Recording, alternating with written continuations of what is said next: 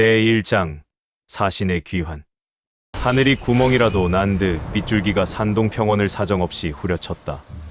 칠흑 같은 어둠 속에서 쏟아지는 물줄기는 대지를 집어삼킬 기세로 울부짖었다. 전초 기지의 낡은 기와를 두들기는 소리가 너무도 요란하여 곁에 선 사람의 숨소리조차 들리지 않을 지경이었다. 진무세가의 야간 경비들은 도롱이를 걸친 채 묵묵히 제 자리를 지켰다.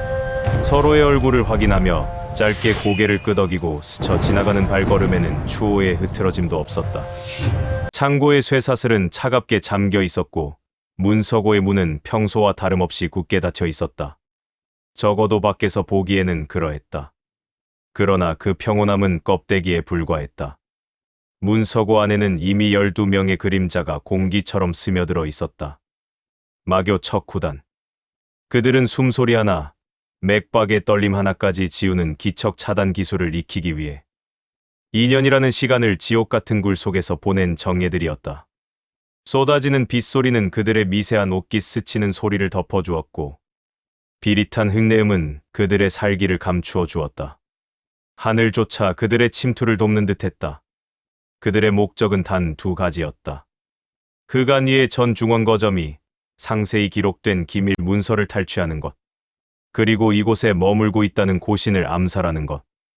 이는 마교의 실권자 중 하나인 천살성주가 직접 내린 지엄한 명이었다. 선두의 선 사내가 조심스럽게 문서함을 열었다. 그 안에는 암호로 촘촘히 엮인 정보 묶음이 들어 있었다. 마교의 대업을 위해 반드시 필요한 보물이었다. 문서함을 덮는 사내의 눈에 서늘한 만족감이 스쳤다. 이제 남은 것은 죽여서 뒤를 없애는 일뿐이었다. 바로 그때였다.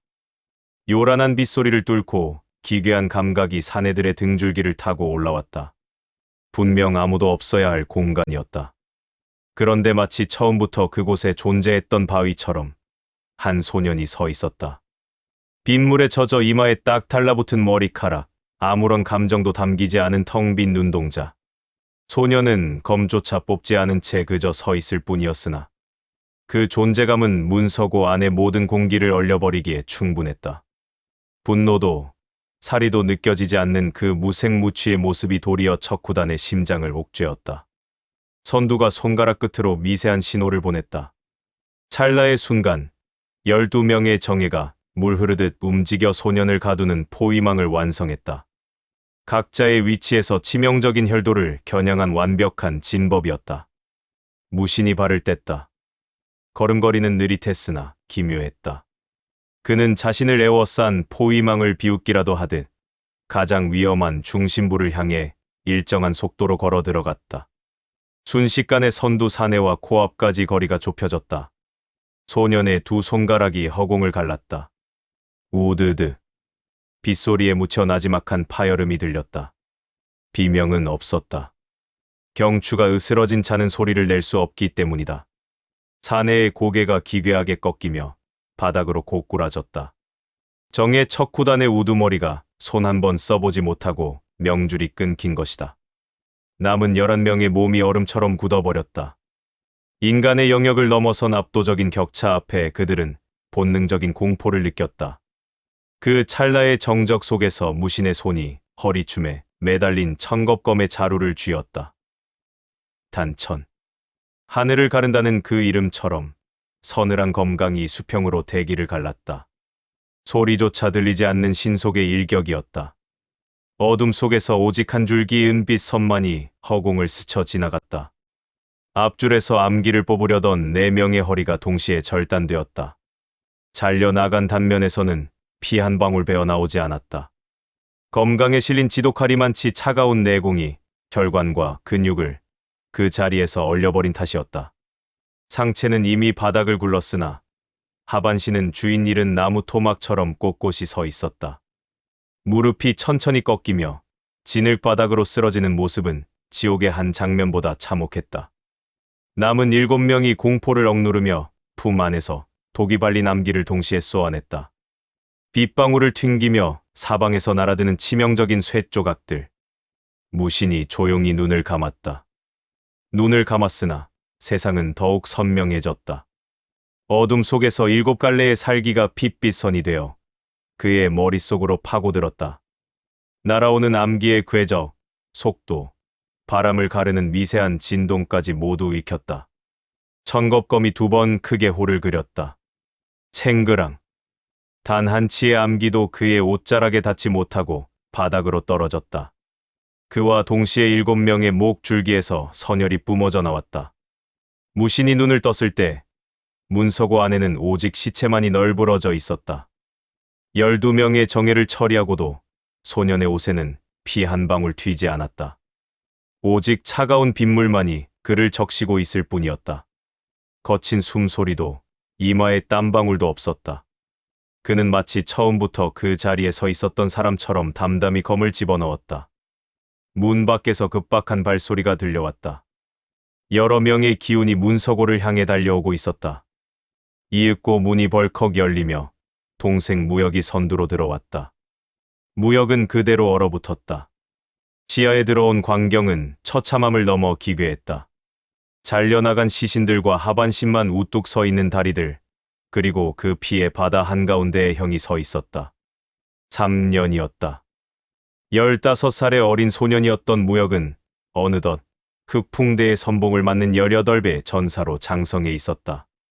숱한 전장을 누비며 수많은 죽음을 목격했으나 지금 눈앞의 형에게서 느껴지는 서늘함은 그 어떤 적보다도 압도적이었다. 무신이 고개를 돌려 무역을 보았다. 깊이를 알 수 없는 눈동자가 무역의 가슴을 찔렀다. 수련은 빠뜨리지 않았냐? 단 한마디였다. 그 짧은 문장에 무역의 목구멍으로 뜨거운 것이 울컥 치밀어 올랐다. 3년이라는 긴 세월 동안 가슴 속에 묻어두었던 그리움과 고통이 한꺼번에 터져 나오려 했다. 무역은 떨리는 입술을 깨물며 억지로 웃음을 지었다. 눈물이 맺힌 얼굴이었으나 그것은 진심 어린 환희였다. 단 하루도 빠뜨린 적 없습니다, 형님. 무신은 대답하지 않았다. 그저 묵묵히 걸음을 옮겨 문서고를 나섰다. 무역은 홀린 듯 그 뒤를 따랐다. 묻고 싶은 말이 산더미 같았고 하고 싶은 이야기가 밤을 새워도 부족할 터였다. 하지만 형의 젖은 등을 바라보며 그는 입을 다물었다. 형이 돌아왔다는 사실, 그것 하나면 충분했다. 문서고 안으로 흘러든 빗물은 바닥에 고인 피와 섞여 붉은 강물이 되었다. 무역은 형의 옷에 피도 땀도 없음을 다시 한번 확인했다. 3년 전에도 형은 강했다. 혼자서 200의 적을 베어 무림을 경악해 했던 영웅이었다.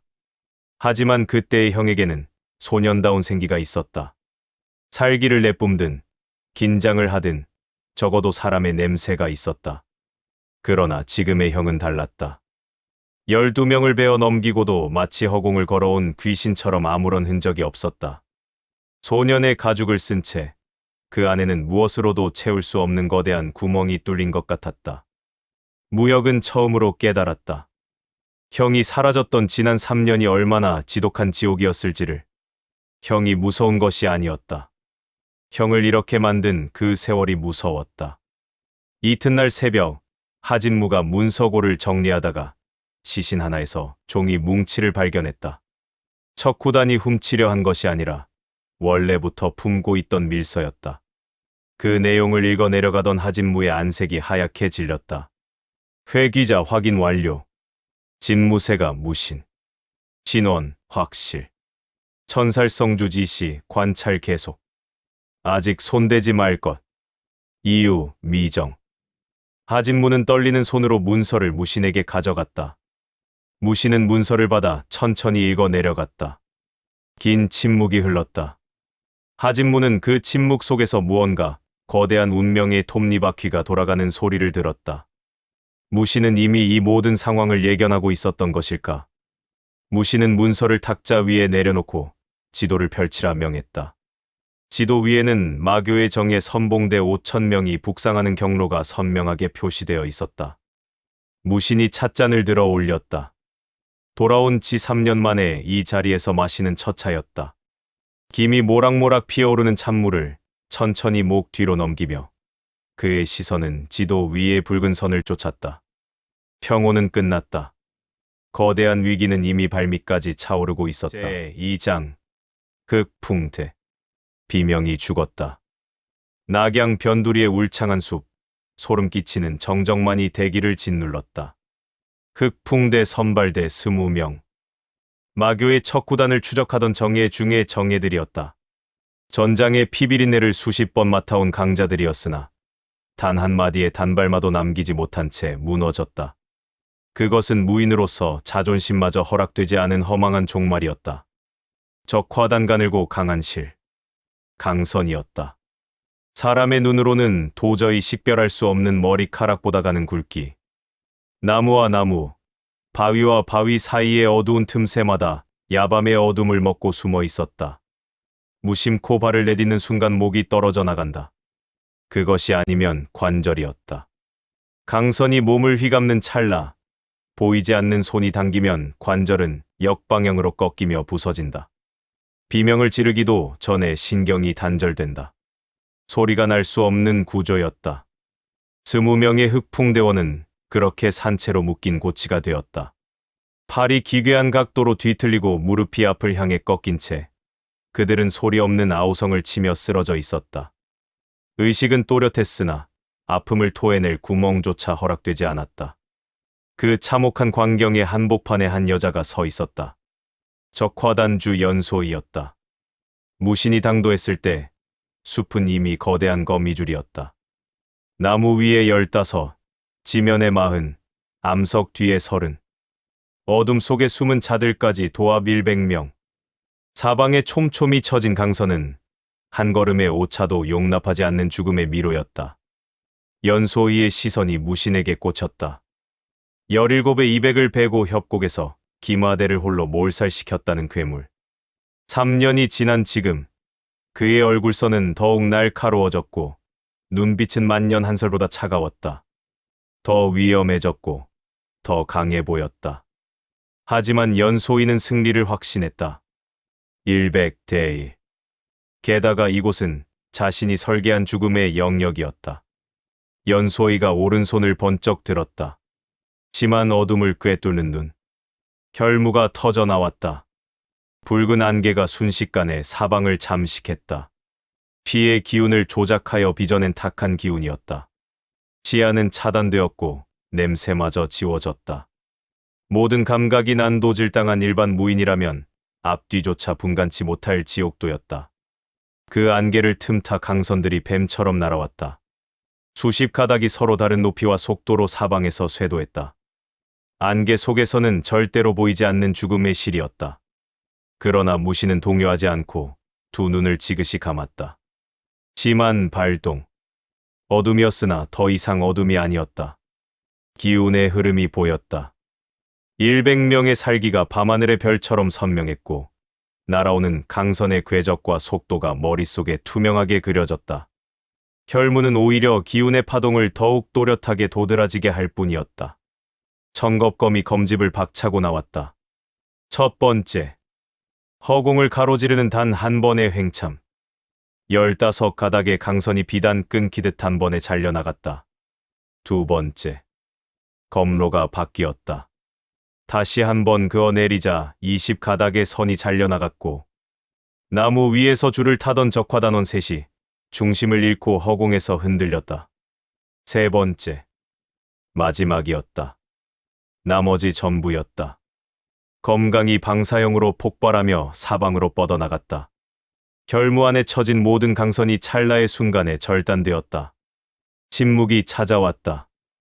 안개 속에서 가느다란 금속이 끊어지는 날카로운 소음들이 연달아 울리더니 이내 모든 소리가 증발했다. 연소이의 눈매가 경악으로 일그러졌다. 보이지 않는 상태에서 단 3번의 휘두름으로 모든 수단을 무력화하다니. 직접 가야 했다. 연소이가 안개 속을 미끄러지듯 움직였다. 그녀에게 이 혈무는 자신의 수족과 같았다.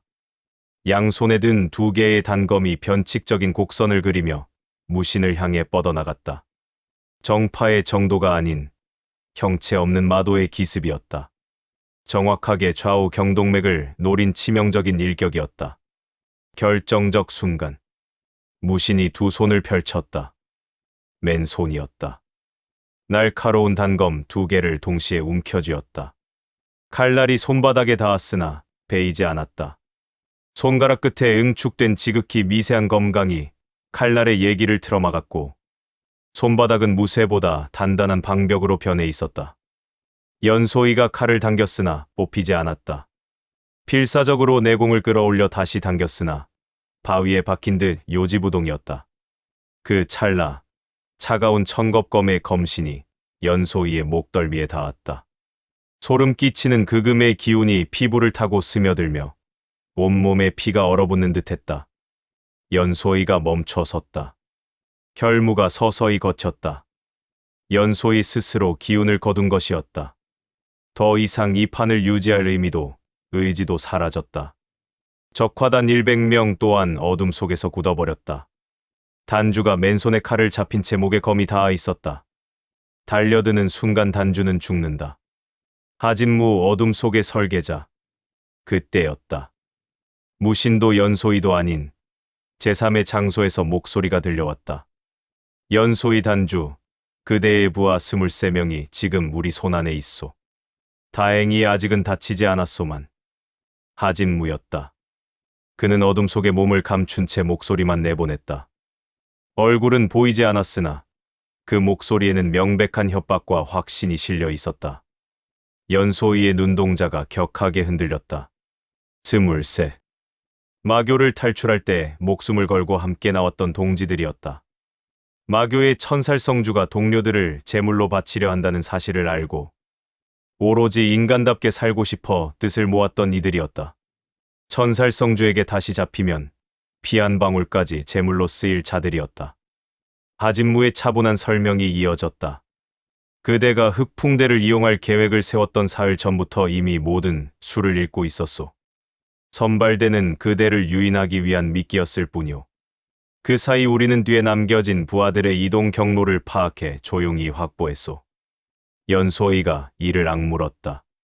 작전을 설계했던 사흘 전, 그 순간부터 이미 패배해 있었다는 사실이 뼈아프게 다가왔다.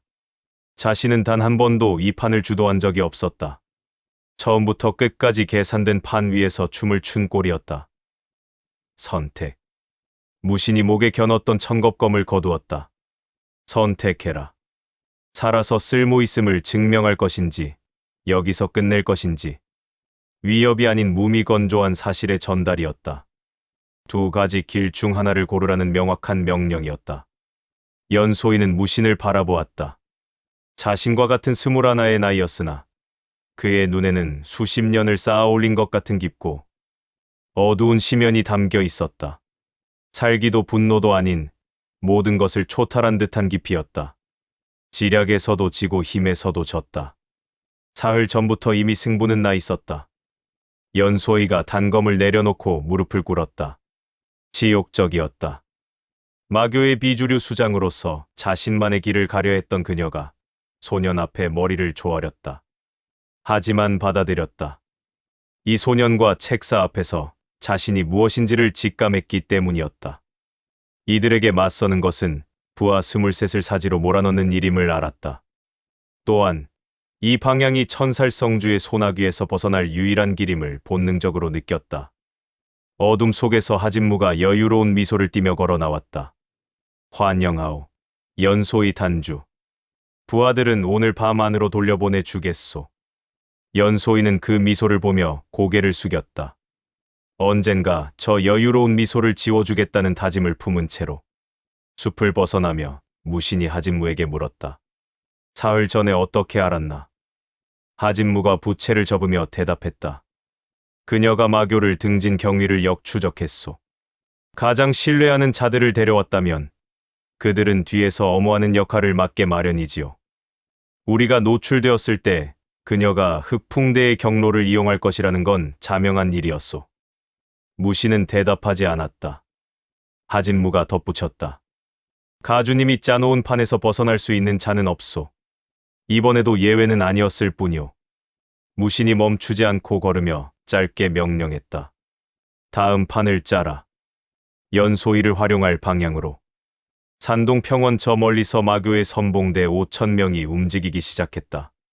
새로운 판에 막이 오르고 있었다. 제3장 빙조가 하얀 안개가 강물을 집어삼키고 있었다. 황하부간의 새벽은 천지가 분간되지 않는 혼돈의 땅이었다. 거친 물줄기가 바위를 때리는 소리조차 짙은 안개벽에 가로막혀 먹먹하게 울렸다. 시야는 불과 10걸음 앞을 허용하지 않았고 그 너머는 오직 죽음과 같은 적막이 지배하는 백색의 공간이었다. 연소이가 일행에 합류한 지도 어느덧 사흘이 흘렀다. 그 사이 흑안 위에 급박한 전령이 당도했다.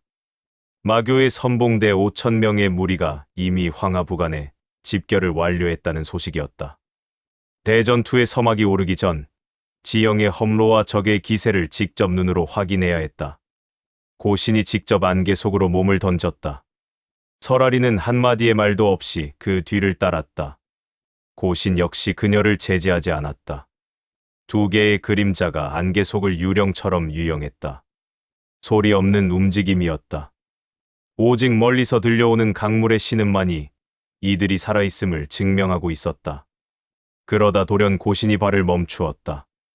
단 한 발자국을 앞두고 멈춰 선 그의 등 뒤로 설아린 역시 귀신같이 보법을 죽였다. 안개 속에서 보이지 않는 기척이 스며나왔다. 그것은 사방에서 서서히 숨통을 조여오는 올가미와 같았다. 한두 명의 소행이 아니었다. 수십 명의 무인이 정교한 진법을 갖추고 그들을 기다리고 있었다. 즉흥적인 마주침이 아니었다. 이 길목을 미리 선점하고 사냥감이 발을 들이길 기다린 명백한 덫이었다. 누군가 내부에서 이동 경로를 흘린 것이 분명했다. 설아린이 서늘한 검을 천천히 뽑아들며 낮은 목소리로 말했다. 오른쪽은 제가 맡겠습니다. 고신은 대답하지 않았다. 그저 왼쪽을 향해 몸을 기울였을 뿐이다. 군더더기 없는 그 움직임은 마치 태초부터 그곳이 자신의 사냥터였던 것처럼 자연스러웠다. 빙화검결 설아린. 안개를 찢고 나타난 자들은 40명의 정예였다. 그들은 일반 마교 무사가 아니었다. 소리 없이 숨어들어 목숨을 거두는 마교의 암살단이었다. 일사불란한 대형으로 포위망을 좁혀오는 그들의 눈빛에는 생기가 없었다. 설아린의 검끝이 지면을 깊숙이 파고들었다. 빙화검결. 차가운 냉기가 지면을 타고 폭발하듯 번져나갔다. 그것은 눈에 보이지 않는 얼음의 파도였다. 찰나의 순간, 반경 20장 안의 모든 만물이 그 서늘한 기운에 닿았다. 암살단의 발등 위로 투명한 얼음꽃이 피어났다. 처음은 발목이었다. 그 다음은 정강이, 그리고 무릎이었다. 얼음은 마치 살아있는 짐승처럼 살점을 파고들며 위로 기어올랐다. 그 속도는 빠르지 않았다. 오히려 느릿하고 꾸준하게 희생자의 공포를 먹고 자라났다. 암살단원들은 자신의 육신이 하얗게 죽어가는 것을 지켜보면서도 막을 수 없었다. 달아나려 몸을 뒤트는 자는 얼음에 더 거센 인력에 끌려갔다. 도망치려는 방향으로 얼음이 따라붙으며 관절을 역방향으로 꺾어버렸다. 무릎이 뒤로 꺾이며 뼈가 바스러지는 둔탁한 소리가 안개 속을 메웠다. 비명은 짧았다. 입술이 얼어붙고 성대가 결빙되는 순간 고통의 소리마저 얼음 속에 갇혔다. 살점이 얼어붙고 팽창하는 소리만이 기괴하게 울려 퍼졌다. 40명의 무사는 그렇게 서 있는 채로 인간 빙조각이 되었다. 얼음 속에 파묻힌 채 굳어가는 자신의 의식을 느끼며 그들은 살아있는 지옥을 목도하고 있었다. 고신이 천천히 걸음을 옮겼다. 얼어붙어 굳어버린 인간 숲 사이를 가로지르는 그의 발걸음은 빠르지도 느리지도 않았다. 손 안에는 일신의 강함이 깃든 천겁검이 차갑게 식어 있었다. 첫 번째 걸음. 검이 허공을 한번 갈랐다. 그 궤적이 닿는 곳에 있던 인간 빙조각 하나가 비명도 없이 산산조각 났다. 붉은 혈색이 섞인 얼음, 파편이 안개 속으로 비산했다. 그것은 더 이상 사람의 육신이 아니었다. 세 번째 걸음. 나란히 서 있던 두 명의 암살자가 동시에 파멸을 맞이했다. 고신의 검이 유려한 호를 그리자 얼음이 깨지는 소리와 그 안에 골육이 으스러지는 소리가 뒤섞여 들렸다. 그 이후 고신은 멈추지 않았다. 일정한 박자에 맞춰 검을 휘둘렀다. 걸음 하나에 생명 하나, 혹은 걸음 하나에 둘씩. 지면에 박혀있던 얼음, 기둥들이 하나둘 가루가 되어 증발했다. 그 자리에는 시신조차 남지 않았다. 고운 얼음 파편과 붉은 가루가 안개 속에서 춤을 추듯 흩어졌다. 안개는 그 붉은 먼지를 탐욕스럽게 받아들였다. 잠시 선홍빛으로 일렁이던 안개는 이내 다시 본연의 하얀 빛으로 돌아왔다. 40명의 생명이 안개가 가시기도 전에 흔적도 없이 지워진 것이다. 고시는 마지막 남은 빙 조각을 가루로 만든 뒤 청겁검을 칼집에 꽂았다. 옷자락을 훑었으나 핏방울 하나 튀지 않았다. 설알인의 옷매무새 또한 정갈했다. 설알인이 먼저 침묵을 깼다. 치밀한 기습이었습니다. 우리의 경로를 정확히 꿰뚫고 있었습니다. 고신이 고개를 끄덕였다. 이미 짐작하고 있었다. 지략가 하진무가 내부의 첩자를 솎아내기 위해 눈을 뜨기 시작했다는 것과 어딘가에서 치명적인 정보가 새고 있다는 것을, 무엇보다 이 습격을 설계한 자의 냄새가 났다. 천살성의 지략가. 이름조차 알려지지 않았으나 그 수법이 하진무의 움직임을 미리 읽으려는 듯 교묘했다. 고시는 발밑을 내려다보았다. 설알인이 펼친 빙화의 흔적, 냉기가 퍼져나간 반경과 속도, 지면의 온도가 뒤틀린 패턴까지 그는 하나하나 눈에 담았다. 고시는 머릿속으로 전장을 확장했다. 단 40명을 상대로 한 이 냉기가 만약 수만의 군대가 운집한 대평원에서 펼쳐진다면 어찌 되겠는가? 평원 전체를 얼음의 바다로 만들 수 있다면 저 기마대의 말발굽은 지면에 고착될 것이고, 움직이지 못하는 군대는 그저 도사를 기다리는 가축에 불과할 터였다. 고시는 그 참혹한 승리의 방정식을 계산하며 다시 길을 잡았다. 안개가 서서히 걷히기 시작했다. 공중에는 아직 미처 내려앉지 못한 얼음 가루가 부유하고 있었고, 붉은 먼지가 희뿌연 대기를 떠돌았다. 그 초현실적인 광경 한가운데 고신이 우뚝 서 있었다. 설알이는 그 뒷모습을 보았다. 칠흑 같은 검을 갈무리하고 선 그의 어깨 위로 차가운 얼음 조각이 내려앉았다. 고시는 그것을 털어내지 않았다. 40명의 목숨을 가루로 만든 사륙의 현장 중심에서 그는 비정할 정도로 평온했다. 설알이는 처음으로 생각했다.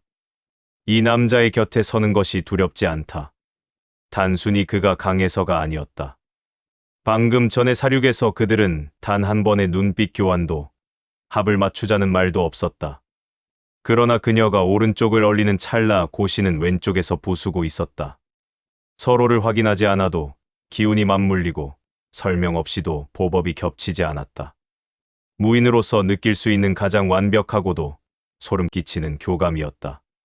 고신이 고개를 돌려 그녀를 보았다. 돌아간다. 그것이 전부였다. 수고했다는 치하도, 기습에 대한 장황한 분석도 없었다. 설알이는 말없이 그의 뒤를 따랐다. 두 사람의 그림자가 다시 짙어지는 안개 속으로 녹아들었다. 기지로 귀환하자 책사 하진무가 그들을 기다리고 있었다. 탁자 위에는 황하부간의 지도가 넓게 펼쳐져 있었다. 하진무는 들어오는 고신의 안색을 살피며 나직이 물었다. 어떻습니까? 고신이 지도 앞에 앉으며 싸늘하게 대답했다. 쥐새끼가 경로를 흘렸다. 내부를 도려내라. 하진무의 눈이 가늘어졌다. 이미 예견했다는 듯 담담한 표정이었다. 그리고 1차 전투의 지형은 협곡으로 정했다. 저들이 스스로 무덤을 파고 들어오게 만들어라. 하진무의 눈빛이 순식간에 날카롭게 변했다. 그는 들고 있던 부채를 쫙 펴더니 지도 위를 훑어내렸다. 마교 선봉대 5,000명의 목숨을 제물로 삼을 거대한 함정이 그의 머릿속에서 완성되고 있었다. 제4장 산동. 산동 협곡의 입구는 거대한 짐승이 아가리를 벌린 듯 기괴했다. 그 어둠 속으로 마교의 선봉대 5,000기가 스스로 걸어 들어갔다. 죽음을 향한 행진임에도 그들의 얼굴에는 승리에 대한 탐욕스러운 미소가 걸려 있었다. 사흘 전, 하진무는 군막 안에서 낡은 지도를 펼쳐놓고 북쪽 협곡을 응시했다. 그의 손가락이 협곡의 좁은 목을 짚었다. 양갈래는 깎아지른 절벽이라 새조차 깃들 곳이 없었고, 길은 안으로 들수록 뱀의 목처럼 가늘어졌다.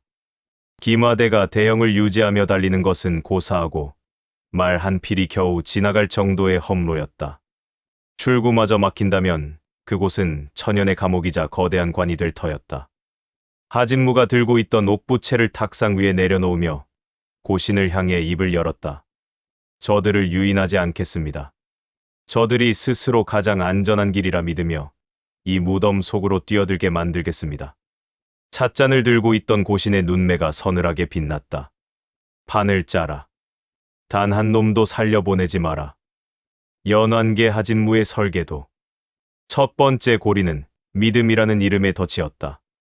과거 마교에 몸담았던 연소이가 적의 척후들에게 의도적으로 가짜 정보를 흘렸다.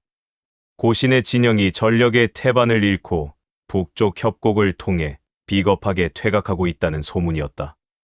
마교의 장수들은 연소이 그녀가 흘린 정보가 고신을 죽이려는 복수심에서 나온 진실이라 맹신했다.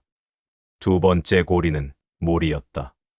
적의 선봉대가 협곡에 진입했을 때 하진무는 협곡 동쪽의 빈숲에서 거대한 전고를 울리게 했다. 둥, 둥, 둥.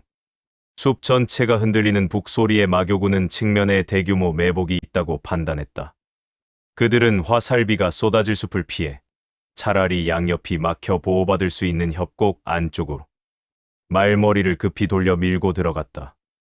그것이 사지로 향하는 가속 마차인 줄도 모른 채 세 번째 고리는 봉쇄였다. 협곡이 좁아지며 네 필이 나란히 서던 말들이 세 필로 다시 두 필로 줄어들었다. 기마대의 유일한 무기인 기동력이 완전히 거세당했다. 앞뒤가 꽉 막혀 말들이 서로의 엉덩이를 들이받는 아수라장이 펼쳐지는 순간 5천의 군세는 5,000명의 고립된 개인이 되었다. 그 피비린내 나는 연극의 막이 오르는 순간 협곡 입구에 고신이 나타났다. 소녀는 혼자였다. 수천의 적군을 앞에 두고도 그는 태연히 찻잔을 들어 차를 마셨다. 찬물이 목을 타고 넘어가는 소리가 들릴 만큼 정적이 흘렀다. 마교의 지휘관이 광기에 찬 목소리로 포효했다.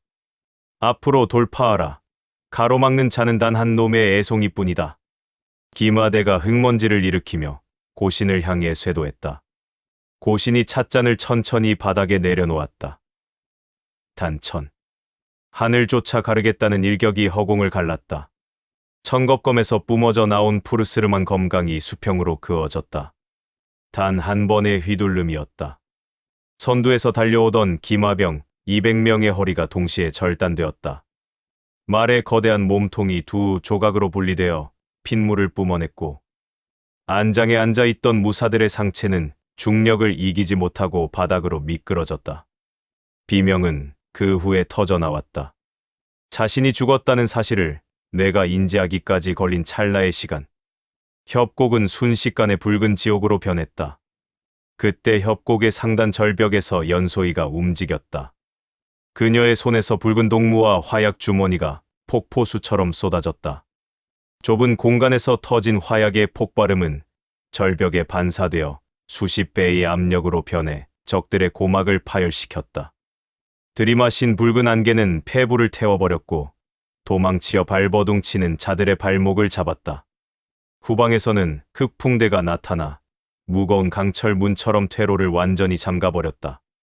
앞에서는 고신의 검강이 사신처럼 다가왔고 위에서는 화염과 독이 비처럼 내렸으며 뒤에서는 흑풍대의 창끝이 살기를 뿜었다. 갈 곳을 잃은 마교의 5천 병사들은 비명 한 번 제대로 지르지 못한 채 추풍낙엽처럼 쓰러져 갔다. 두 시즌이 채 지나지 않아 협곡은 고요해졌다. 한때 기세등등하던 말발굽 소리는 잦아들었고 붉은 연기만이 억울한 원혼처럼 협곡 위로 천천히 피어올랐다. 하진무는 피냄새 진동하는 전장 한복판에서 차분히 붓을 들어 전과를 기록했다. 제1차 대전투 전과 보고서. 전투 장소 산동 협곡 일대. 적 규모 마교 선봉대 5,000명 전원. 전투 시간 2시즌 미만. 적 피해 선멸 생존자 없음. 아군 피해 없음. 고신은 보고서를 건네받았다. 아군 피해 없음이라는 문구의 시선을 고정한 채 그는 다시 찻잔을 들었다. 차는 이미 얼음처럼 식어 있었으나 고신은 개의치 않고 그것을 끝까지 마셨다. 같은 날 저녁, 천살성의 막사. 척후 하나가 바닥에 머리를 찌으며 떨고 있었다. 그의 앞에는 젊은 사내, 무명이 앉아 있었다. 무명은 보고를 듣는 내내 지도에서 눈을 떼지 않았다. 그는 지형의 고저, 정보의 흐름, 북소리의 잔향까지 머릿속에서 재구성했다. 그리고 처음으로 그의 무표정한 얼굴이 딱딱하게 굳었다. 이것은 단순한 학살이 아니었다. 가짜 정보로 유도하고 북소리로 몰아넣고 입구를 막아 섬멸했다. 이 모든 과정을 한치의 오차도 없이 설계한 두뇌가 있었다. 협고 입구에서 검을 휘두른 소년 고신이 아니라 그 뒤에서 판을 짠 자가 따로 있음을 직감했다. 무명이 지도의 한 지점, 하진무가 북을 울렸을 법한 위치를 짚으며 나직이 읊조렸다. 하진무.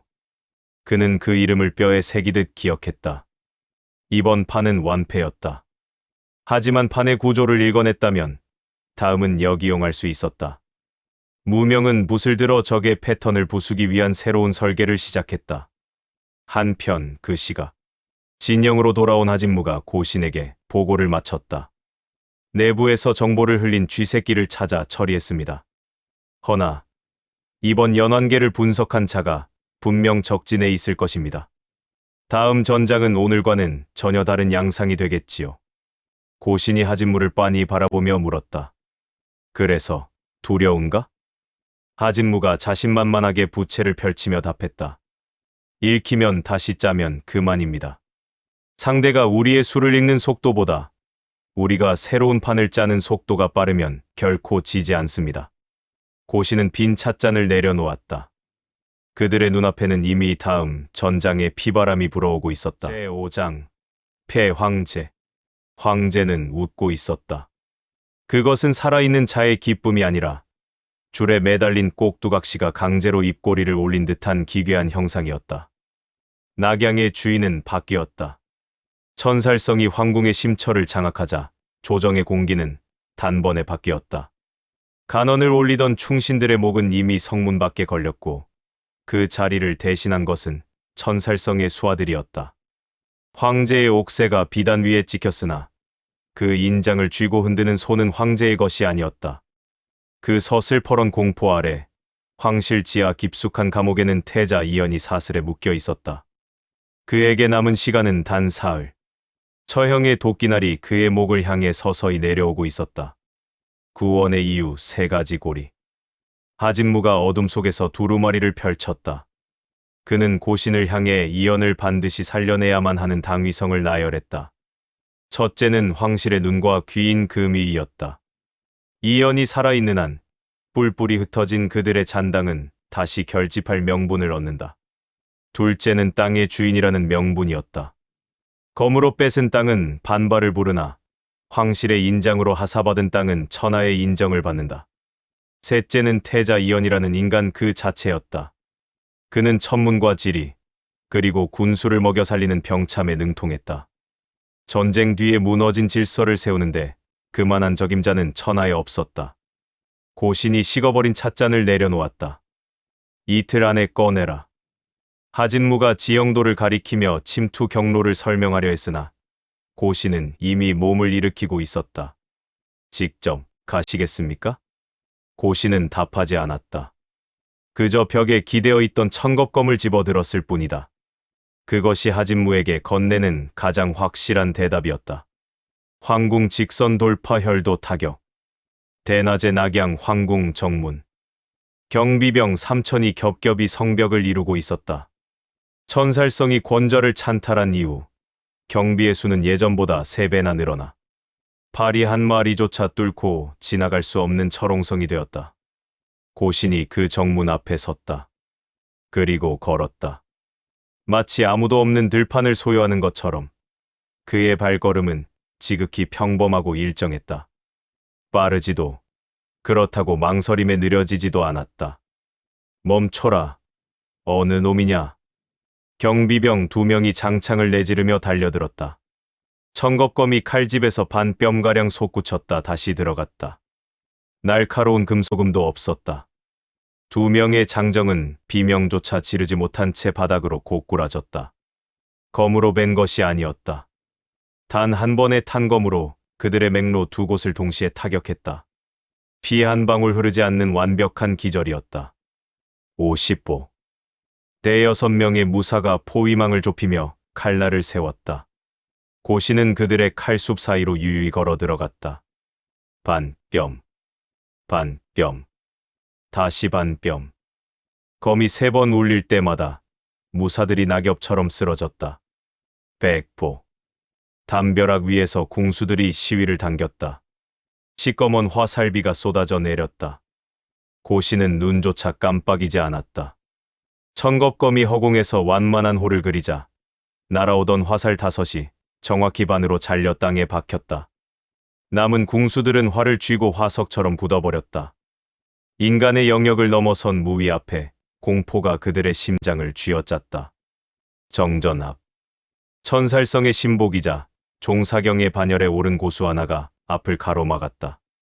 그는 검기를 시퍼렇게 두른 채 고신을 찢어 죽일 듯 노려보았다. 고신은 멈추지 않고 한 걸음을 더 내디뎠다. 상대가 검을 휘두르기도 전 고신의 손이 번개처럼 움직였다. 신복 무사의 오른팔 혈도 3곳이 동시에 뒤틀렸다.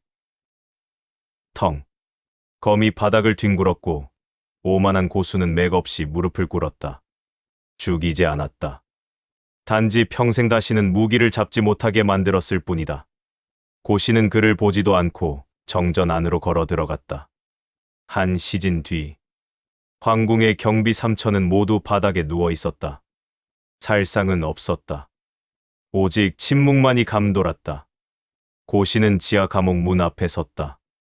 그의 발걸음 속도는 처음 대문을 들어설 때와 추호도 다르지 않았다. 육중한 철문이 열렸다. 그곳에 이연이 있었다.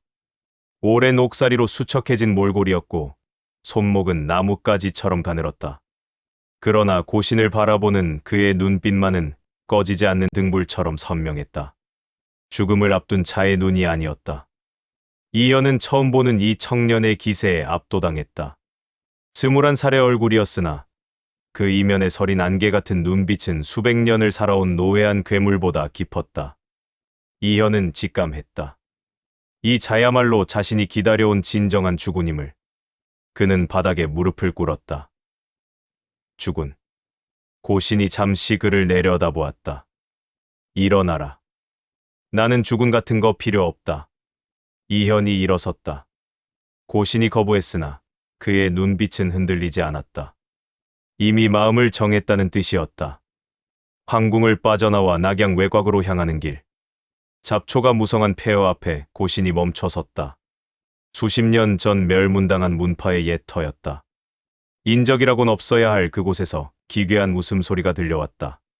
고신이 이끄는 대로 지하 계단을 내려가자 고약한 곰팡이 냄새가 코를 찔렀다. 그곳에 한 노인이 있었다. 온몸에 누더기를 걸치고 양 손목에는 굵직한 쇠사슬이 채워진 채였다. 허연 머리카락과 수염은 발치까지 내려왔고 눈은 반쯤 감겨 흐릿했다. 그는 허공을 향해 혼자 낄낄거리고 있었다. 돌아서려던 고신의 발길을 붙잡은 것은 노인의 한마디였다. 꼬맹아. 전생에서도 딱 그 눈을 하고 죽었지. 고신의 눈이 차갑게 가라앉았다. 노인이 고개를 들었다. 흐릿했던 눈동자가 순식간에 모든 이치를 꿰뚫는 서늘한 광채로 변했다. 그 눈. 아직도 그 눈이구먼. 전생에서 딱 저 눈을 하고 여기서 죽었는데 이번엔 다를 줄 알았더니만. 전생. 고신은 아무 말도 하지 않았으나 속으로는 거대한 파도가 일었다. 이 노인은 알고 있었다. 자신이 삶을 되풀이하고 있다는 사실을.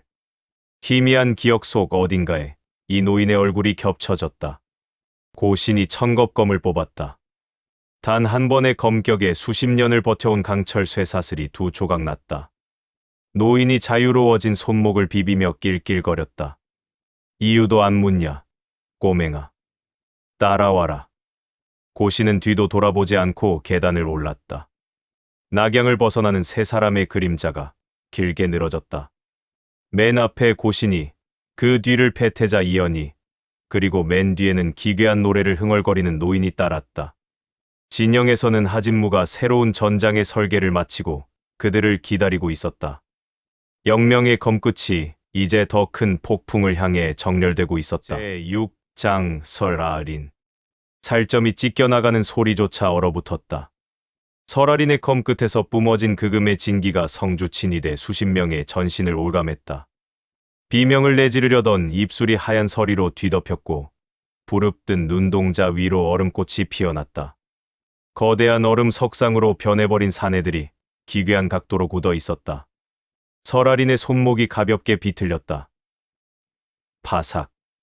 허공을 가른 검기가 얼음 기둥을 타격하자 박제된 신체들이 수만 개의 유리 파편이 되어 흩어졌다. 붉은 선혈조차 얼음 조각에 갇혀 보석처럼 빛날 뿐 바닥을 적실 기회조차 얻지 못했다. 다음. 성주석을 향해 걷는 고신의 발걸음, 아래로 부서진 인간의 잔해가 가루가 되어 짓눌렸다. 그는 검을 뽑지 않았다. 그저 그곳에 존재함으로써 공간의 주인임을 선포하고 있었다. 반간계의 설계 소리 없는 비수. 산동의 요충지인 세 곳의 성체. 그곳에는 천살성이 애지중지 아끼는 이만의 정예병이 도사리고 있었다. 정면으로 부딪힌다면 고신의 검 아래 승리할 것은 자명했으나 아군의 희생과 시간의 지체는 피할 수 없는 독배였다. 하진무가 지도를 펼치며 찻잔을 내려놓았다. 검을 뽑지 않고 이기는 것이 으뜸이라 하셨지요. 제가 그 가르침을 증명해 보이겠습니다. 그의 손끝에서 시작된 심계는 거대한 그물처럼 산동을 덮었다. 이연의 이름으로 발송된 황실 경문이 바람을 타고 성벽 너머로 스며들었다. 항복하는 자에게는 죄를 묻지 않는 사면권, 굶주린 자에게는 기름진 쌀밥, 그리고 변심하는 장수에게는 만금의 포상을 약속하는 달콤한 독이었다. 연소인은 그림자 속에서 지휘관들의 목줄기를 낚아챘다. 제1성체 지휘관은 낙양기루에 숨겨둔 가족이 인질이 된 사실을 몰랐다. 하진무의 전가를 통해 천살성이 자신의 가족을 방패막이로 쓰고 있음을 알게 된 순간 그의 충심은 싸늘한 분노로 변했다. 제2성체 지휘관의 목을 죄던 300량의 전대 빗문서는 이미 하진무의 손안에서 제가 되었다. 가족을 담보로 잡고 협박하던 자금업자들을 먼저 처리한 하진무는 지휘관에게 자유라는 빚을 지웠다. 제3성체 지휘관의 노모에게는 황실 인장이 찍힌 서찰이 닿았다. 아들의 안위를 걱정하는 노모의 필적은 그 어떤 날카로운 칼날보다 지휘관의 심장을 깊게 파고들었다. 사흘. 성체 내부에서 쇳소리가 터져 나왔다. 의심은 병사들 사이로 번졌고 공포는 장수들의 이성을 마비시켰다. 새벽 안개를 헤치고 고신이 홀로 성체 앞에 섰다. 그는 검 손잡이에 손을 얹지도 않았다. 그저 뒷짐을 진 채 거대한 성문을 직시했다. 성벽 위에 수천 군사들이 활 시위를 당겼으나 시위를 놓는 자는 단 한 명도 없었다. 사내 하나가 내뿜는 투기가 성벽 전체를 짓누르고 있었다. 저 자의 검이 칼집을 벗어나는 순간 이 성체는 산 자의 땅이 아닌 시체의 산이 될 것임을 그들은 본능적으로 깨닫고 있었다. 성 안쪽에서 고함과 비명이 섞여 나왔다. 내부 분열이 정점에 달한 순간 굳게 닫혔던 무거운 성문이 육중한 소리를 내며 열렸다. 지휘관이 투구를 벗어 던진 채 기어나와 무릎을 꿇었다. 이만의 병사가 무기를 버리고 흙바닥에 이마를 찧었다. 고신은 말없이 성체 안으로 걸어 들어갔다. 단 한 번의 충돌도, 한 방울의 피도 없었다. 성주석에 앉은 고신이 칼집이 굳게 닫힌 천겁검을 탁자 위에 내려놓았다. 다음 성체로 전장의 수습 강선과 빙화, 투항을 거부한 광신적인 무리들이 최후의 저항을 시도했다. 설아린의 검기가 허공을 가를 때마다 얼어붙은 주검들이 파편이 되어 흩어졌다. 그것은 무공이라기보다 신의 형벌에 가까운 광경이었다. 연소위의 강선은 소리 없이 죽음을 배달했다. 저항하는 지휘관의 목에 투명한 실이 감기는 순간 비명조차 새어나오지 못했다. 기혈이 막히고 숨통이 조여오는 찰나의 순간 지휘관은 서 있는 자세 그대로 생기를 잃었다. 툭 하고 시신이 무너지는 소리만이 정적을 메웠다. 이연의 질서 밥으로 세우는 나라. 고신이 권위를 세웠다면 이연은 민심을 거두었다. 그는 성체의 거대한 곡간을 열고 쌀을 꺼냈다. 굶주림에 허덕이던 병사들과 성문 밖에서 떨던 백성들이 광장으로 모여들었다. 하얀 쌀밥이 그릇마다 가득 담겼다. 조금 전까지 서로의 심장을 노리던 적병과 아군이 나란히 앉아 밥을 먹는 기묘한 풍경이 펼쳐졌다. 하진무가 고신의 곁에서 나지막이 말했다. 검으로 땅을 빼앗으면 원수가 되지만 곡식으로 땅을 받으면 백성이 됩니다. 이것이 진정한 정벌입니다. 고신은 대답하지 않은 채 식어가는 찻잔을 바라보았다. 하진무의 기록부에는 피해 없음이라는 전무후무한 전과가 기록되었다. 무명의 반격 역전의 수법. 그날 밤 천살성의 그림자 무명이 지도를 펼쳤다. 두 번의 패배는 우연이 아니었다. 하진무라는 자의 수법이 눈에 들어왔다. 정보를 심어 심리를 흔들고 무력은 마지막에만 쓴다라. 패턴이 읽혔다면 그것은 이미 무기가 아니다. 무명은 붓을 들어 새로운 지시를 내렸다. 하진무가 정보를 심는 경로에 역정보를 흘리고 그가 가장 믿는 구석을 무너뜨릴 덫을 놓기 시작했다. 표적은 설알인이었다. 고신이 가장 신뢰하는 검이자 하진무의 수족과 다름없는 자. 그녀의 심리만 흔들 수 있다면 하진무의 완벽한 설계도 균열이 갈 것이다.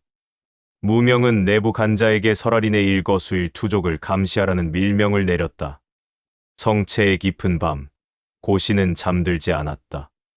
광장에서 타오르는 모닥불과 그 주위에 모인 백성들을 창밖으로 내려다보던 고신이 곁에 선 하진무에게 말했다. 내부에서 정보가 흐르고 있다. 하진무의 눈빛이 날카롭게 가라앉았다. 누구를 노리고 있습니까? 설알인. 하진무의 안색이 처음으로 잿빛이 되었다. 완벽한 승리의 뒤편에서 상상치 못한 거대한 위협이 그들의 심장부를 향해 소리 없이 다가오고 있었다. 제7장 간계. 밤안개가 자욱하게 깔린 낙양의 외곽은 죽음의 아가리처럼 고요했다. 하진무가 진무세가의 가주로서 정보를 갈무리하고 있을 때 그 이면에서는 무명이 파놓은 보이지 않는 덫이 설알인의 발목을 향해 혓바닥을 날름거리고 있었다. 가장 무서운 함정은 저기 파놓은 구덩이가 아니라 스스로 걸어 들어가는 자신의 의지다. 하진무는 그것을 경계했고 무명은 그것을 비웃으며 이용했다. 무명이 선택한 재물은 설알인이었다. 무명의 설계 뒤집힌 정보의 흐름. 그간이 내부 깊숙한 곳에 숨어든 간자. 무명은 지난 벌어진 성체 전투의 기록을 낱낱이 파헤치며 하진무가 정보를 수집하는 길목을 역으로 추적했다. 그리고 마침내 거대한 그물망의 한 구석이 헐거워진 틈을 발견했다. 그 틈에 숨어있던 간자의 손을 빌려 무명은 독이 든 미끼를 던졌다. 정보는 간결하고도 시급했다. 마교의 잔당들이 낙양 외곽의 민가를 습격하고 있다. 병력은 10명 남짓. 지체하면 백성들의 목숨이 위험하다. 무명은 설알인을 잘 알았다. 그녀는 불의를 보면 참지 못했고 특히 힘없는 민초들이 위협받는다는 소식에는 앞뒤 재지 않고 검을 뽑는 성정이었다. 소규모 부대라는 정보는 그녀로 하여금 지원을 기다리기보다 홀로 움직이게 만들기에 충분했다. 설알인은 고신에게 알리지 않았다. 10명 정도라면 반 시즌 안에 상황을 정리하고 돌아올 수 있으리라 판단했다. 그것이 무명이 파놓은 천길 낭떠러지의 시작임을 알지 못한 채 그녀는 홀로 어둠을 갈랐다. 겹겹이 쌓인 죽음의 그물. 목표 지점인 낙양 외곽의 좁은 골목에 발을 들이는 순간 설알인은 등줄기를 타고 흐르는 서늘한 전율을 느꼈다. 기척이 없어야 할 곳에 너무도 많은 숨소리가 숨겨져 있었다. 10명이 아니었다. 어둠 속에서 솟아난 인형들은 이미 삼중으로 포위망을 구축한 뒤였다. 함정이었구나. 설알인의 입술이 가늘게 떨렸다. 깨달음은 늘 늦게 찾아오는 법이다. 그녀는 빙화검을 뽑아들었다. 검결이 휘둘러질 때마다 차가운 냉기가 골목을 얼려버릴 듯 몰아쳤다. 첫 번째 포위망의 앞줄이 서리에 뒤덮여 쓰러졌다. 설알인은 그 틈을 타 신형을 날렸으나 곧이어 두 번째, 세 번째 포위망이 파도처럼 밀려왔다. 천살성의 정예들은 이전의 적들과는 차원이 달랐다. 그들은 마치 죽음을 예약한 귀신들처럼 설아린의 기력을 갉아먹으며 좁혀들었다. 15을 베어 넘겼음에도 적들의 숫자는 줄어들 기미가 없었다. 날카로운 쇠붙이 소리와 함께 설아린의 어깨에서 붉은 피가 배어 나왔다. 깊지는 않았으나 체력이 바닥을 드러내고 있었다. 세 번째 포위망이 완전히 닫히려는 찰나 그녀의 시야가 흐릿해졌다. 무경보 신강의 현신. 소리가 없었다. 발자국 소리도 공기를 가르는 파열음도 존재하지 않았다. 찰나의 순간 포위망 바깥에 있던 존재가 포위망의 정중앙의 화신처럼 나타났다. 고신이었다. 그는 어떻게 그 두터운 인성 포위를 뚫고 들어왔는지 설명하지 않았다. 그저 그곳에 원래부터 있었던 산맥처럼 우뚝 서 있을 뿐이었다. 고신은 무심한 눈으로 세 겹의 포위망을 훑었다. 그의 눈동자가 한 번 번뜩이자 숫자가 세워졌다. 천겁검이 칼집을 떠났다. 1회. 그것은 검술이라기보다 하늘의 심판에 가까웠다. 고신을 중심으로 원형의 검강이 폭풍처럼 휘몰아쳤다. 방사형으로 뻗어나간 기운은 세 겹의 포위망에 속한 모든 적을 단번에 휩쓸어버렸다. 천살성의 정예들이 비명도 지르지 못한 채 사방으로 튕겨나갔다. 고신은 죽이지 않았다. 그러나 검강이 스친 자리마다 혈도가 파괴되고 근맥이 끊어졌다. 다시는 검을 잡을 수 없는 몸이 된 자들이 빗물 고인 바닥을 뒹굴었다. 고신이 설아린의 곁으로 다가왔다. 다쳤느냐? 설아린은 넋을 잃은 채 그를 보았다. 오실 줄 알았습니다. 당신이라면 반드시. 고신은 대답하지 않았다. 그는 아직 숨이 붙어 달아나려는 잔당들을 향해 묵묵히 걸음을 옮겼다. 그 위로 차가운 빗줄기가 쏟아지기 시작했다. 생사의 공유 빗속의 고백.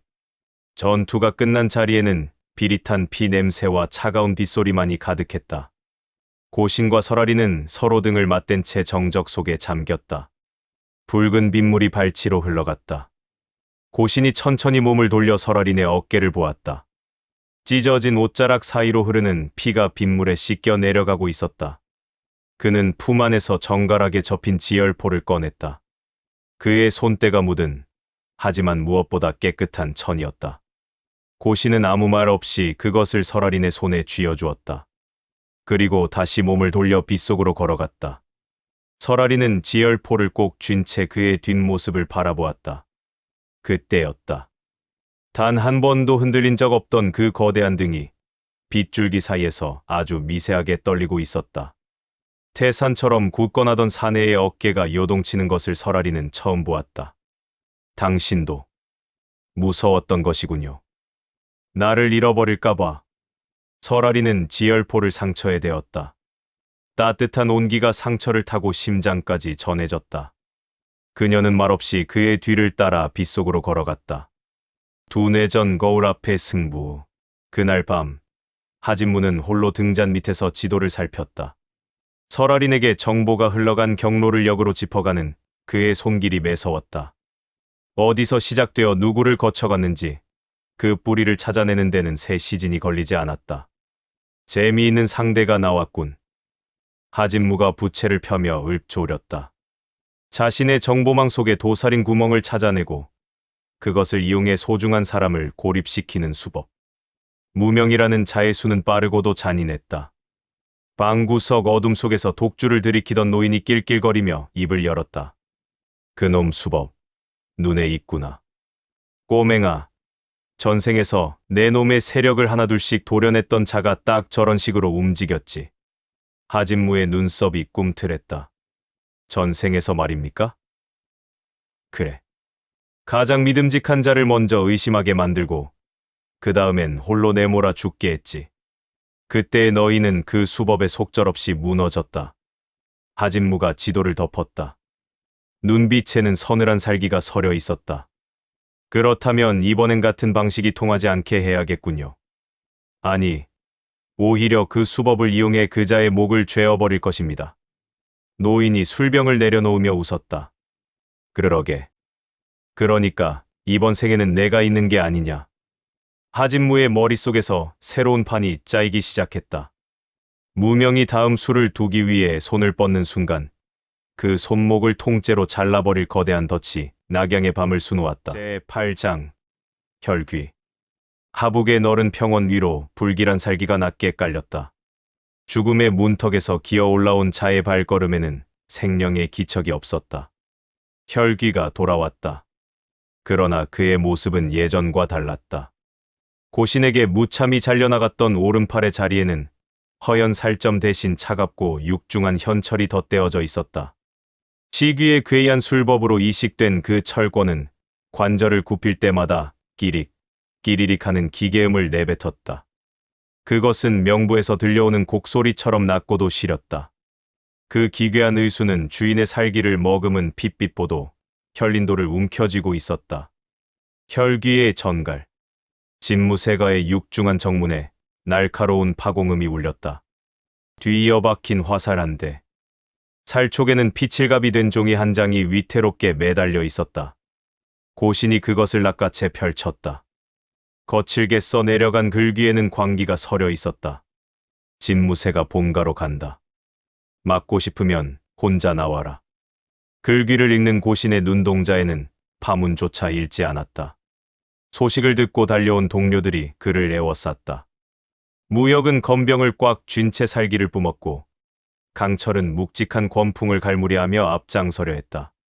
설알인 역시 아무런 말 없이 천겁검을 응시하며 전투의 길을 갈았다. 고신이 탁자 위에 피로 쓴 전갈을 천천히 내려놓았다. 혈귀는 내 것이다. 무역이 무언가 항변하려 입을 뗐으나 고신의 서늘한 일성이 먼저 장내를 얼렸다. 앉아라. 그것으로 상황은 종결이었다. 고신은 주저없이 천겁검을 챙겨들고 홀로 평원을 향해 걸음을 옮겼다. 평야는 끝없이 넓었다. 누렇게 마른 가을 풀들이 거센 바람에 몸을 이었다. 이곳은 숨을 곳도 이용할 지형지물도 없는 정직한 사지였다. 오직 무공의 깊이만이 생사를 가를 수 있는 고독한 전장이었다. 그 평원의 중심에 혈귀가 흉신처럼 서 있었다. 고신이 다가가 적당한 거리에서 멈춰섰다. 두 사람의 시선이 허공에서 부딪혔다. 혈귀은 자신의 현철 의수를 하나하나 확인하듯 손가락을 쥐었다 폈다. 철깍거리는 기계음이 고요한 평원에 울려 퍼졌다. 이 의수에 실린 파괴력이 고신을 찢어발기기에 충분한지 가늠하는 몸짓이었다. 혈귀가 혈린도를 뽑아들었다. 훅 끼쳐오는 비린 살기와 함께 도신에서 핏빛 기운이 피어올랐다. 주인의 원한을 먹고 달아오른 칼날이 기괴한 울음소리를 냈다. 심한 버릇을 읽다. 혈귀가 대지를 박차고 쇄도했다. 속도가 이전과는 차원이 달랐다. 현철 의수의 무게가 더해지자 신형의 중심이 오른쪽으로 쏠렸으나 놈은 오히려 그 하중을 이용해 파괴력을 극대화했다. 혈린도가 휘둘러질 때마다 뿜어져 나오는 검기는 전보다 몇 배는 더 두텁고 날카로웠다. 첫 번째 합이었다. 고신의 신형이 뒤로 한 걸음 밀려났다. 고신이 누군가와의 합에서 뒤로 물러난 것은 이번이 처음이었다. 발 뒤꿈치가 마른 풀을 짓눌렀다. 혈귀의 입가가 뒤틀리며 광기 어린 웃음이 터져 나왔다. 달라졌군. 하지만 아직은 나를 감당하지 못할 것이다. 고신은 대답하지 않았다. 대신 조용히 두 눈을 감았다. 시계는 어둠에 잠겼으나 마음의 눈인 시만이 열렸다. 칠흑 같은 어둠 속에서 혈귀의 기운이 선명한 궤적으로 보이기 시작했다. 현철 의수의 금속 관절이 맞물리는 미세한 틈. 기계적인 장치가 만들어내는 인위적인 진동, 그리고 그 이면에 숨겨진 근육의 뒤틀림까지. 그 모든 흐름 위로 전생에서 수백 번 합을 겨뤘던 놈의 기억이 덧씌워졌다. 놈의 버릇이 고스란히 익혔다. 고신이 나직하게 읊조렸다. 그 목소리는 마치 저승사자의 선고와도 같았다. 첫 번째 버릇. 현철 의수를 달았기에 내 왼발은 필연적으로 20도 바깥으로 틀어진다. 달려들던 혈귀의 신형이 찰나의 순간 경직되었다. 놈은 경악을 억누르며 다시 각도를 바꿔 변초를 펼쳤다. 세 번째 합. 세 번째 합이 시작될 때 내 오른 어깨가 먼저 열리는군. 정확했다. 세 번째 합이 맞물리는 순간 혈귀의 오른 어깨가 무방비하게 노출되었다. 고신은 그 틈을 찌르는 대신 유령처럼 몸을 비틀어 공격을 흘려냈다. 아직은 때가 아니었다. 혈귀의 눈에서 비웃음이 사라지고 서늘한 공포가 깃들기 시작했다. 처음 마주하는 자가 자신의 몸 상태를 본인보다 더 잘 알고 있었다. 5, 6, 7번째 합. 고신은 천겁검을 뽑지도 않은 채 오직 보법만으로 놈의 살초를 피했다. 혈귀의 공격은 번번이 간발의 차로 허공을 갈랐다. 10, 11, 12. 혈귀가 이를 악물었다. 분노가 극에 달하자 놈의 힘은 더욱 강해졌으나 그만큼 버릇 또한 더욱 선명하게 드러났다. 고신이 마지막 선언을 내뱉었다. 15번째 합. 15번째 합에서는 반드시 하단을 노리게 되어 있다. 혈귀의 안색이 사색으로 변했다. 그것은 의수를 탄 이후 자신도 모르게 생긴 생존의 본능이었고 그 누구에게도 간파당한 적 없는 절대의 비밀이었다. 그러나 이 소녀는 마치 전생에서부터 자신을 지켜봐 온 것처럼 모든 것을 꿰뚫어 보고 있었다. 결정타 의수를 자르다. 드디어 15번째 합이 도래했다. 혈귀의 하단 공격이 지면을 쓸며 들어왔다. 현철 의수의 모든 힘을 실은 반응조차 허용치 않는 쾌도였다. 예측하지 못했다면 결코 피할 수 없는 일격이었다. 그러나 고신은 이미 그 자리에 없었다. 천겁검이 번뜩였다. 이번의 목표는 놈의 목도 가슴도 아니었다. 현철 의수의 팔꿈치 관절. 금속과 금속이 이어져 가장 취약한 그 접합부를 향해 고신의 검강이 한 줄기 빛이 되어 박혔다. 쟁강. 섬뜩한 금속 파괴음과 함께 현철 의수가 허공으로 솟구쳤다. 주인 잃은 쇠팔은 혈린도와 함께 땅바닥에 처박혔다. 평원을 찢는 듯한 비명이 터져나왔다. 전생에서도 그리고 지난 전투에서 오른팔을 잃었을 때도 소리 한 번 지르지 않았던 혈귀였다. 그러나 기계와 신경이 억지로 이어진 자리에 가해진 충격은 영혼을 갉아먹는 고통으로 변해 놈을 덮쳤다. 혈귀가 처참하게 무릎을 꿇었다. 고신이 다가가 놈의 멱살을 거칠게 움켜쥐었다. 그리고 놈의 귀가에 나직이 속삭였다. 살아서 돌아가라. 그리고 천살성주에게 전해라. 이제 내가 직접 그를 찾아가겠노라고. 고신이 놈을 밀쳐냈다. 혈귀은 의수가 사라진 오른쪽 어깨를 감싸 쥐며 비틀거렸다. 무기도 자존심도 모두 잃은 채 놈은 뒤를 돌아 달아나기 시작했다. 2번의 대결, 2번의 패배, 그리고 2번의 자비. 그것은 혈귀에게 죽음보다 더한 지옥이었다. 광야를 질주하는 혈귀의 머릿속에 의구심이 싹 텄다. 천살성주는 고신을 죽이라며 이 기괴한 의수를 달아주었다. 더 강해져서 복수하라며 힘을 주었다. 하지만 결과는 참담한 패배였다. 심지어 놈은 나의 모든 버릇을 잃고 있었다. 천하를 굽어보는 성주가 이를 몰랐을 리 없다. 소년이 심한을 펼친다는 사실을, 그리고 의수를 달았을 때 생기는 필연적인 약점을 성주가 간과했을 리 없다. 어째서인가? 진정 나를 강하게 하려 함이었는가? 아니면 내가 여기서 패배하여 성주가 원하는 무언가의 구실이 되는 것이 목적이었는가? 의심은 작은 불씨가 되어 놈의 가슴 속에서 번져나갔다. 2번이나 같은 자에게 팔을 잃었다. 그리고 그 끝에는 항상 성주의 그림자가 드리워져 있었다. 고신은 홀로 서서 혈귀의 뒷모습이 사라질 때까지 시선을 거두지 않았다. 땅에 박힌 현철 의수와 혈린도는 거들떠보지도 않았다. 그는 담담하게 등을 돌려 집무새가로 향했다. 성가 안에서 초조하게 기다리던 무역이 달려나왔다. 다치신 곳은 없으십니까? 없다. 무역은 고신의 의복을 살폈다. 흙먼지 하나 묻지 않았고 호흡조차 흐트러지지 않았다. 방금 전까지 사투를 벌이고 온 자라고는 믿기지 않는 평온함이었다. 무역이 무언가 물으려 입을 열었으나 고신이 먼저 명령을 내렸다. 하진무를 불러라. 전투를 준비한다. 혈귀의 전갈이 당도한 집안 시진도 채 되지 않은 시점이었다. 고신에게 이번 일은 이미 매듭지어진 과거였고 그의 시선은 이미 다음 전장인 천살성을 향하고 있었다. 제9장 빙화. 산동 대평원의 지평선이 요동쳤다. 삼만 대군이 내뿜는 살기가 구름을 흩트리고 대지를 눌렀다. 지금까지의 소규모 교전과는 궤를 달리하는 압도적인 위용이었다. 이는 천살성의 제일가는 책사 무명이 직접 설계한 필살의 진영이었다. 그는 지난 두 번의 패배를 뼛속 깊이 분석하여 고신 일행의 모든 움직임을 예측했다. 적화단의 암습 경로는 겹겹이 차단되었고 고신의 단독 돌파를 막기 위한 다층 방어선은 마치 거대한 늪처럼 설계되었다. 무명은 처음으로 승리를 확신하며 판을 읽고 있었다. 진영의 중앙, 무겁게 가라앉은 전략실에 하진무의 다급한 목소리가 울렸다. 무명이 우리의 격식을 읽어냈습니다. 모든 침투 경로가 막혔고 적의 방지는 허점이 보이지 않습니다. 고신은 평온했다. 그는 김이 모락모락 피어오르는 찻잔을 들어 올렸다.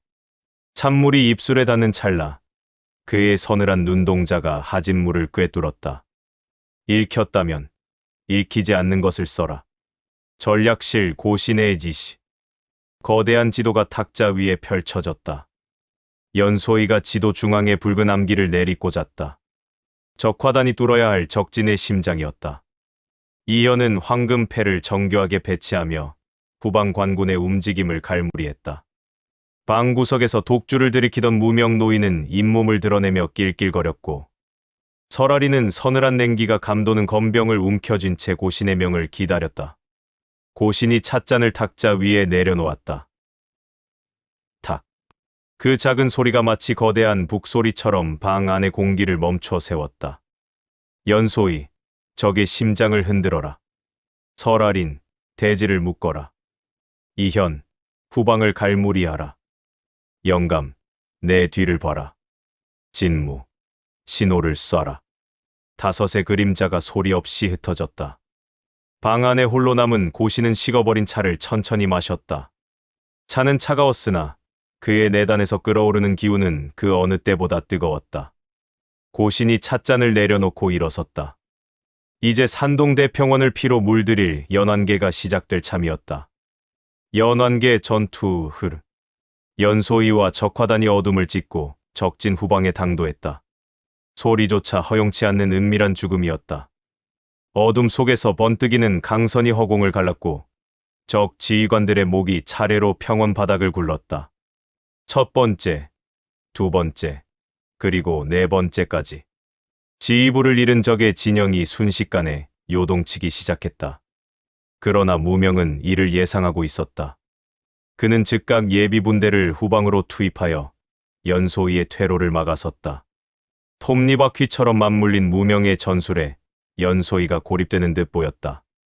무명의 입가에 승리의 미소가 번지는 순간 평원 한가운데서 설아린이 검을 뽑아들었다.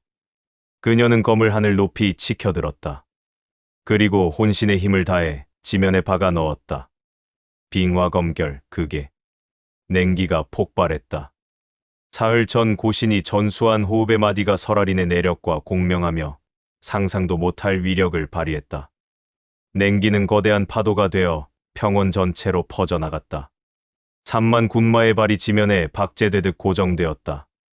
앞발을 들며 저항하던 말들은 뒷발이 얼어붙자 그대로 쓰러졌고 그 위에 탔던 병사들은 은백색 얼음판 위로 내동댕이 쳐졌다.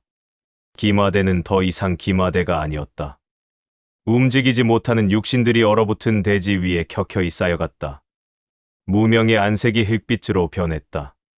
설아린의 검결이 이토록 광범위한 평원 전체를 얼릴 줄은 계산에 없던 일이었다. 그때 하진무가 쏘아 올린 신호탄이 하늘을 붉게 물들였다. 하늘 높은 곳에서 검은 그림자가 수직으로 낙하했다. 고신이었다. 그는 무경보를 밟고 허공 끝까지 치솟았다가 전신의 무게와 검강을 하나로 모아 내려 꽂혔다. 극색 검강이 얼어붙은 평원을 갈기갈기 찢으며 대지에 닿았다. 빙화염. 비명 같은 파열음이 평원을 뒤흔들었다. 고신의 검강에 튕겨나간 날카로운 얼음, 파편들이 연소이가 미리 매설해둔 특제 화약가루와 마찰하며 기괴한 연수의 폭발을 일으켰다. 빙화염. 얼음의 냉기와 흑색 검강의 파괴력, 그리고 화약의 폭염이 뒤섞인 아수라장이었다. 첫 번째 폭발이 두 번째를 부르고 다시 세 번째를 불렀다. 얼어붙은 대지는 폭압을 견디지 못하고 갈라졌으며 그 틈새로 불길이 파고들어 대지를 통째로 들어 올렸다. 청백색 얼음 조각들이 핏빛 불꽃을 타고 사방으로 비산했다. 평원 전체가 거대한 화로가 되어 3만 대군을 집어삼켰다. 무명이 다급히 비상신호를 올렸다. 후방에 아껴두었던 5천 명의 예비 부대를 투입해 측면을 뚫으려 했다. 그러나 하진무는 이미 그 움직임을 읽고 있었다. 예비 부대까지 모두 제발로 걸어 나왔군. 이연의 수신호에 따라 관군 지원 부대가 예비 부대의 퇴로를 차단했다. 공격을 위해 달려나오던 5천의 정예병들은 오히려 스스로 포위망이라는 아가리 속으로 뛰어든 꼴이 되었다. 무명이 패배를 직감했을 때는 이미 모든 것이 늦어 있었다. 영린침 무명 노인. 폭발과 비명이 교차하는 혼돈 속에서 무명 노인이 귀신처럼 고신의 등 뒤에 나타났다. 노인의 손이 고신의 어깨에 닿는 순간 가느다란 은침 하나가 견정열을 깊숙이 파고들었다. 영린침. 사방으로 흩어지려던 고신의 내공이 단 한 점으로 압축되었다. 검강의 밀도가 눈을 멀게 할 만큼 조밀해지더니 이내 10배로 팽창하며 주위를 압도했다. 무명 노인이 낄낄거리며 고신의 귓가에 속삭였다. 이 정도면 지평선을 지우기에도 충분하겠지. 꼬맹아. 고신이 천겁검을 천천히 수평으로 뉘었다. 단천 지평선을 가르다. 검강이 폭사했다. 그것은 검의 궤적이라기보다 세상을 두 동강 내는 신의 필치에 가까웠다. 평원의 끝에서 끝까지 닿는 거대한 흑색 선이 지평선을 향해 그어졌다. 소리보다 선이 먼저였고 찰나의 정적 뒤에 대지가 쪼개지는 파멸의 굉음이 천지를 뒤흔들었다. 얼음과 불꽃 속에 갇혀있던 3만 대군이 그 일격의 흔적도 없이 무너져 내렸다. 무명 처음으로 퇴가. 무명은 말 위에서 넋을 잃고 뒤를 돌아보았다. 그곳은 더 이상 평원이 아니었다. 얼음과 불, 그리고 고신의 검강이 훑고 지나간 자리에는 오직 찢겨나간 대지와 시신들의 잔해뿐이었다. 그는 연소일을 읽었고 설할인을 계산했으며 고신을 막을 방패를 짰다고 자부했다. 하지만 그는 이들이 서로의 빈틈을 메우며 하나로 움직이는 연환계의 무서움을 간과했다. 이 무리는 내가 읽을 수 있는 수준이 아니구나. 무명이 생애 처음으로 퇴각 명령을 내렸다. 전투가 끝났다. 갈라진 지평선의 경계에 고신이 홀로 서 있었다. 그는 무심하게 천겁검을 칼집에 꽂았다. 자욱하게 피어오르는 먼지 너머로 무명 노인이 다가와 다시 낄낄거렸다. 이제 그 책사 놈이 직접 제 발로 올 거야. 꼬맹아. 진짜 목숨을 걸고 말이지. 고신의 시선은 이미 갈라진 지평선 너머 천살성주가 군림하고 있는 북방을 향하고 있었다. 알고 있다. 최대의 혈전이 막을 내렸다. 그러나 그것은 진정한 종막을 알리는 거대한 서막에 불과했다. 제10장 인과. 천산의 하늘이 핏빛으로 울부짖었다. 해는 이미 빛을 잃었고 달조차 고개를 돌린 기괴한 시각이었다. 검붉은 구름은 거대한 소용돌이가 되어 산을 짓눌렀으며 그 압도적인 살기에 짐승조차 숨죽였다. 천산 정상에 새겨진 거대한 귀면, 진법이 그 흉측한 형상을 드러내며 깨어났다. 산맥을 따라 뻗어나간 진법의 선들은 마치 굶주린 시기의 핏줄처럼 꿈틀거렸다. 그 위로 수만 명의 민초가 말뚝처럼 박혀 있었다. 결박된 그들의 몸에서는 가느다란 핏빛 생명력이 뽑혀 나와 하늘로 솟구쳤다. 수만 줄기의 빛이 하나로 합쳐져 허공을 물들일 때마다 산 전체에는 바람 소리보다 처연한 곡소리가 났고 길게 이어졌다. 전생에서 중원을 도탄에 빠뜨렸던 그 참혹한 의식이 다시금 현실로 강림하고 있었다. 고신은 천산 발치에서 그 광경을 보았다. 전생의 기억이 파도처럼 밀려왔다. 이 의식이 완성되는 순간 수만 생명은 재가 되고 천살성주는 불멸의 괴물이 되리라. 고신은 주먹을 꽉 쥐었다. 이번 생에선 결코 전생의 비극을 되풀이하지 않으리라. 그의 묵직한 발걸음이 대지를 딛자 동료들 또한 결연한 기세로 뒤를 따랐다. 천산의 험로마다 천살성의 정예 중의 정예인 수호자들이 진을 치고 있었다. 그러나 고신의 세력은 멈추지 않았다. 설알인이 빙화검결을 펼치자 핏빛으로 물들었던 진임로가 순식간에 은백색 빙판으로 변했다. 매끄럽게 얼어붙은 대지 위로 적들의 발이 묶이자 고신은 섬전과 같은 보법으로 그 사이를 뚫고 지나갔다. 앞을 가로막은 12마신이 채병기를 치켜들기도 전이었다. 고신의 천겁검이 단 한 번 허공을 가르자 마신들의 육신은 소리도 없이 수십 토막으로 비산하여 눈밭을 붉게 적셨다. 연소이와 적화단은 재단 외곽을 그림자처럼 훑었다. 소리 없는 죽음이 강선을 타고 흘렀다. 해부학적인 암살의 손길에 수호자들은 목을 부여잡을 새도 없이 쓰러졌다. 하진무는 무명 노인의 치밀한 인과 계산을 바탕으로 재단 곳곳에 숨겨진 기관 장치들을 선제적으로 무력화했다. 치명적인 함정들은 그저 평범한 돌덩이로 변했다. 이연은 후방에서 구출된 민초들을 안심시키며 황실의 포고문을 펼쳐 보였다. 고신의 시선은 오직 재단의 정점만을 향해 있었다. 흔들림 없는 그의 걸음이 마침내 하늘과 가장 가까운 정점에 닿았다. 그곳에 천살성주가 서 있었다. 압도적인 기운, 전생에서부터 수십 년간 뼈에 새겨온 증오의 화신이었다. 고신은 끓어오르는 분노를 삼키며 천겁검을 거꾸로 쥐었다. 검자루를 위로, 검신을 아래로 향하게 한 그의 자세는 대지를 향한 사형 선고였다. 단천. 고신이 온 힘을 다해 검을 재단의 심장부에 내리꽂았다. 검강이 폭발하며 진법의 중추를 관통했다. 타오르던 핏빛 선들이 비명을 지르며 깨져나갔고 균열은 삽시간에 산 전체로 번졌다. 무너지는 하늘 아래 수만 줄기의 생명력이 다시 민초들의 품으로 되돌아갔다. 결박이 풀린 백성들이 쓰러졌으나 그들의 가슴은 다시금 고동치고 있었다. 그러나 고신이 검을 뽑았을 때 천살성주의 형체는 연기처럼 흩어졌다. 그것은 실체가 없는 기운의 찌꺼기, 즉 허상에 불과했다. 진짜 천살성주는 이곳에 없었다. 재단이 무너진 자리에서 기괴한 공간의 틈이 열렸다. 전생과 현생을 잇는 어두운 통로였다. 균열 너머에서 잊을 수 없는 전생의 숙적들이 내뿜는 탁한 기운이 밀려왔다. 모든 공력을 단천의 일격에 쏟아부은 고신의 손이 처음으로 파르르 떨렸다. 내공이 바닥까지 긁힌 탓이었다. 그때 가볍고도 느린 발소리가 고요를 깼다. 평소에 낄낄거리던 장난기 어린 웃음은 없었다. 누더기를 걸친 무명 노인이 전신에서 차가운 푸른 불꽃을 내뿜으며 나타났다. 그것은 인과의 업화였다. 이놈아. 전생에서도 여기서 멈추더니 이번에도 그 꼴이냐. 노인이 고신의 견정혈에 가느다란 은침을 박았다. 찰나의 순간 바닥났던 내력이 경맥을 타고 폭풍처럼 돌기 시작했다. 흩어지려던 기운이 한 점으로 응축되더니 검강의 밀도가 이전보다 10배는 두텁게 팽창했다. 노인은 고신의 검 위에 두 손을 얹었다. 자신의 생명력을 태운 푸른 불꽃이 검신으로 흘러들었다.